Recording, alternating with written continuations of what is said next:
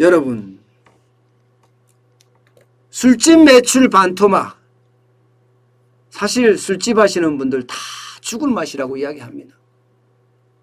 저도 여러분에게 선술집이나 호프집이나 유흥주점이나 이런 데가 진짜 어렵다는 말씀을 여러 차례 드렸습니다. 실제로 단편적인 어떤 통계 정보가 나올 때마다 여러분들에게 우리 바닥경제가 어렵다. 이 바닥경제가 좋아야지 소비가 좋아지고, 소비가 좋아져야지 기업이 좋아지고, 기업이 좋아야지 국가경제가 선순환으로 돌아간다. 이렇게 이야기하면서 단편적인 통계 정보를 가지고 여러분들에게 누차 설명을 드렸습니다. 그런데 이번에는요, 좀 제대로 된 정보가 나온 거예요. 제대로 된 정보가 아니라 단편적인 정보가 아니라 좀 전체적인 정보가 나온 겁니다. 농림축산식품부하고요, 한국농수산식품유통공사하고 이 두 부처라 그래야 되나요? 단체라, 공공기관이라고 해야 되나요? 여기가 신한카드 가맹점의 고객 데이터를 활용을 해서 외식 트렌드를 조사를 했어요. 외식 트렌드. 그러니까 신한카드의 데이터를 가지고 있기 때문에 기본적으로 통계 자료의 어떤 기본을 따른 거죠. 이걸 갖고 조사를 해봤더니 매출액이 말입니다. 작년 6월 매출액하고, 작년 6월인가요? 아니죠. 2019년이죠. 2019년이 코로나19 위기가 안 왔을 때니까 2019년 6월 데이터하고요, 지금 2021년 6월 데이터 2년 차이를 비교를 해봤더니 매출액이 얼마나 차이가 났느냐. 여러분 놀라지 마세요. 마이너스 68.5%입니다. 그러면 여러분, 이게 술집은 다 망했다는 거예요. 술집은 다 망했다. 마이너스 68.5%도 여러분 6월까지잖아. 6월까지. 이게 7월에 집합금지를 하면서 셧다운도 됐잖아요. 영업시간 제한도 됐잖아요. 이거는 포함도 안 된 거예요. 이건 포함도 안 된 겁니다. 포함도 안 됐는데도 불구하고 유흥주정업은요, 마이너스 68.5%. 이거를 보면 여러분, 단란주점하고 감성주점하고 이런 분들이 극단적인 선택을 할 수밖에 없는 이유 아시겠죠? 이것도 말입니다. 68.5%는 전국 평균입니다. 전국 평균. 이게 수도권만 가져가면 더 높아지겠죠. 수도권만 가져가면 훨씬 더 높아지겠죠. 전국 평균이 이 정도일 정도면 진짜 최악이다, 이렇게 얘기할 수가 있습니다. 좀 더 구체적으로 볼까요? 좀 더 구체적으로. 무도장, 유흥주점업 68.5%입니다. 기타 주점업은 44.4%가, 이게 전국 기준입니다. 전국 기준. 전국 기준이에요. 생맥주 전문점 42.2%예요. 42.2%. 치킨 전문점 40.1%입니다. 이것도 이제 생맥주와 같이 팔겠죠. 그 다음에 여기서 끝나지 않습니다. 이제 외식업 전체로 확대됩니다.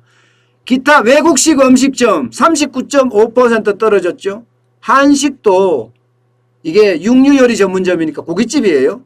고깃집은 31.7%가 떨어졌습니다. 카페입니다. 카페. 비알코올 음료점이니까 29.9%예요. 김밥이나 간이 음식점 마찬가지 29.6%. 그 다음에 횟집입니다. 횟집 24.7%고요. 서양 음식점 14.5%, 중식점 12.1%, 일식점 3% 떨어졌습니다. 외식업이 얼마나 지금 폭망했는지 바로 보여주는 지표죠. 제가 봐도 놀랍습니다. 이거 제가 봐도 2019년 대비 68.5%니까 버티지 못한다는 이야기예요. 버티지 못한다. 그나마 여러분 조금 된다 하는 쪽은 어딘지 아세요? 2019년 대비 2021년 6월이 말입니다. 그나마 좀 된다 하는 데가 제과점이에요.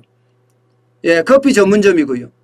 그 다음에 간이 음식 포장 판매 전문점 210.6% 늘어났습니다. 이거 배달입니다. 배달. 그런데 여러분도 잘 아시겠지만 배달을 해서 자영업자가 남는 게 없어요. 네, 외식업을 하는 사람들 중에 배달업을 해서 남는 거는요, 비용을 그만큼 더 받으면 모르겠지만, 예, 더 받지 않으면 이게 남는 게 없어요. 8,000원짜리 국밥 하나 파는데 배달의 민족은 16.5%대 가잖아요. 쿠팡 2,000원 20%대 갑니다. 그런데 만약에 국밥이 하나 배달됐다가 잘못 배달 돌아오면 그때부터 손해입니다. 그때부터 손해예요. 그러니까 많은 자영업자들이요, 예, 싼 재료를 쓸 수밖에 없어요. 배달 음식은 싼 재료를. 좋은 재료 쓰면 가격이 비싸지니까요. 예. 더 웃긴 거는요, 돈 버는 사람은 배달 플랫폼 회사들만 돈 버는 겁니다. 이거는, 그리고 음식 배달하는 사람만 돈 벌고요. 결국은 제주는 고민 없는데 돈은 왕서방이 번다고, 진짜 제주는 고생하는 자영업자가, 예, 하는데 돈 버는 왕서방은 배달 플랫폼 업체고 배달하시는 분들이에요. 예. 특히 배달 플랫폼 업체가 많이 벌죠. 그러니 진짜 많은 자영업자들이 지금 어렵다 제발 살려달라 하는 이유가 있는 겁니다. 제발 살려달라 하는 이유가. 그나마 제과점이나 커피 전문점은 낫지요. 예. 그나마. 이것도 마찬가지예요. 제과점이나 커피 전문점도 사실 배달 매출이 있으니까 좀 좋아진 거예요.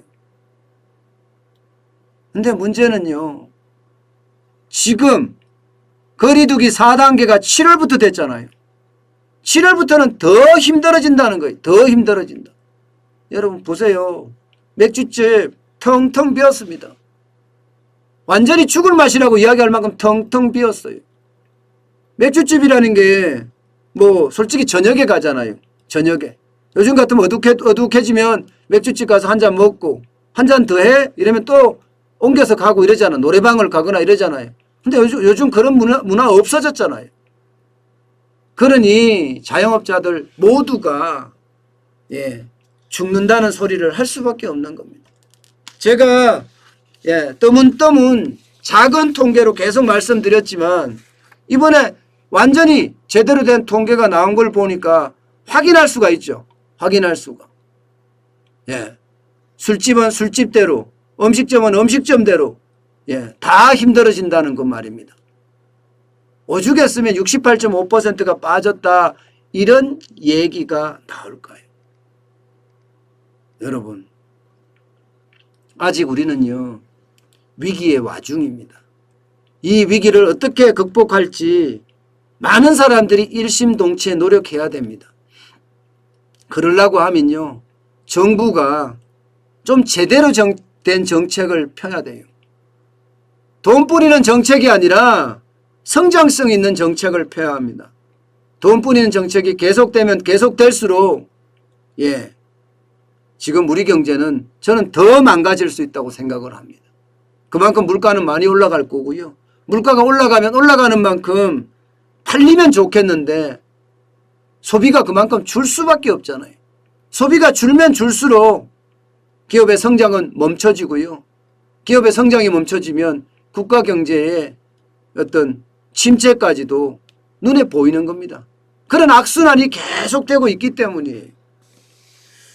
저는 정부가 진짜 국민들에게 제대로 된 정책, 예, 똑바른 정책, 그런 정책이 그 어느 때보다 필요하다. 시장경제와 민주주의를 지킬 수 있는 정책, 그런 정책이 필요하다. 저는 그렇게 계속 강조해 봅니다. 여러분도 알다시피 제가 목을 놓아서 통곡하잖아요.